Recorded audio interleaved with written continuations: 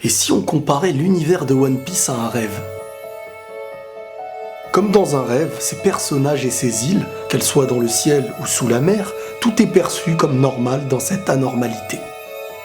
Un homme peut être perçu comme un animal, autant qu'un animal peut être perçu comme un homme, sans que cela ne choque personne. Pas besoin de distinction dans un lieu où tout peut exister. One Piece est un monde sans fin, et de ce voyage sans fin, emmené par un simple petit bateau, qui lui-même est le synonyme d'une avancée, d'un chemin, face à l'océan qui lui représente l'éternité. One Piece serait un rêve, on peut aimer, on peut ne pas aimer, mais quoi qu'il en soit, One Piece possède une philosophie bien propre à lui.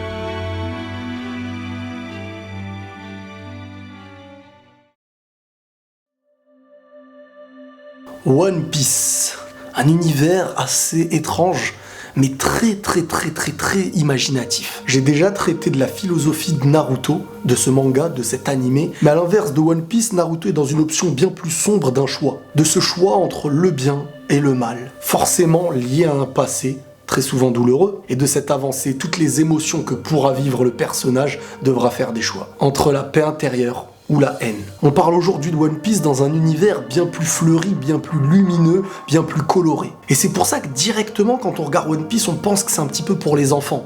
Moi, j'étais le premier à le penser. Mais quand on réfléchit un petit peu, est-ce que c'est pas voulu que cet univers soit autant coloré, qu'il y ait autant d'imagination, que rien ne soit normal, mais que tout soit perçu comme normal? En fin de compte, One Piece, et plus précisément l'aventure qu'on suit avec Luffy en tant que capitaine d'équipage, est un petit peu à lui-même le fruit de cette aventure. Il suffit de regarder que tous ceux qui le suivent aujourd'hui n'étaient pas forcément aptes à devenir des pirates. Mais pourquoi d'un coup cette envie de devenir pirate alors que les projets n'étaient pas réellement présents? Parce que Luffy représente tout simplement le rêve de chaque individu.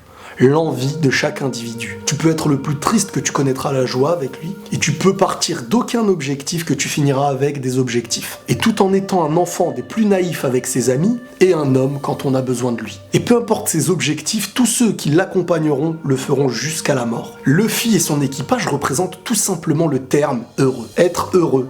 Et à chaque fois que tu voudras t'en aller, comme on a pu l'apercevoir avec Usopp à un moment donné, il y a cette envie de revenir dans cet équipage, tous les souvenirs, toute cette endurance malgré tout, mais ça les rendait heureux. Personne sur Terre n'a envie de fuir le fait d'être heureux. Face à l'océan, qui indirectement représente l'éternité, c'est jamais terminé. Et il suffit de voir comment le manga est tellement long qu'il prouve un petit peu, entre guillemets, cette éternité.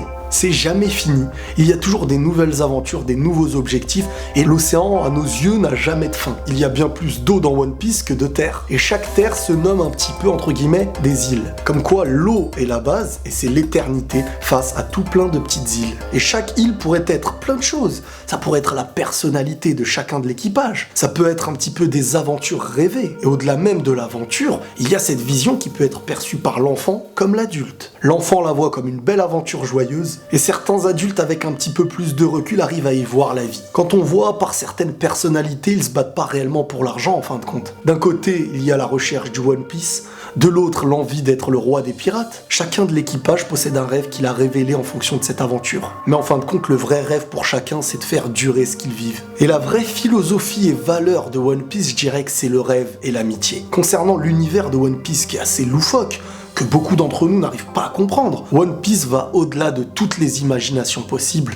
One Piece n'a aucune limite. One Piece, c'est pas l'histoire d'un rêve, c'est plutôt le rêve d'une histoire. Beaucoup de ceux qui font aujourd'hui partie de l'équipage ont tout laissé derrière eux pour être heureux. Pour vivre une aventure simple à leurs yeux, mais remplie d'émotions, remplie de nouveautés, dans des lieux que personne ne pouvait imaginer. C'est comme la vie, on a parfois le choix entre l'extravagance et la simplicité. Et c'est parfois le choix le plus simple qui vous rendra heureux. Celui qui arrivera à vous faire trouver votre propre équipage, rempli de personnes avec leurs qualités, leurs défauts, leurs projets, leurs rêves. Et même si personne d'entre eux n'arrive à toucher le trésor dont ils rêvent, au final, ils auront eu le meilleur des trésors, celui de cette vie, celui d'être ensemble, d'avoir été heureux, et malgré le passé, malgré les tristesses et malgré les pertes. Pour terminer l'histoire de One Piece, il faudrait se réveiller de son rêve. Mais qui au final aurait envie de sortir d'un joli rêve? C'est au créateur de l'histoire de décider de quelle manière il nous fera sortir de ce rêve. Peut-être par ce trésor qu'on appelle le One Piece. Prenez tous soin de vous les amis, et la paix sur vous.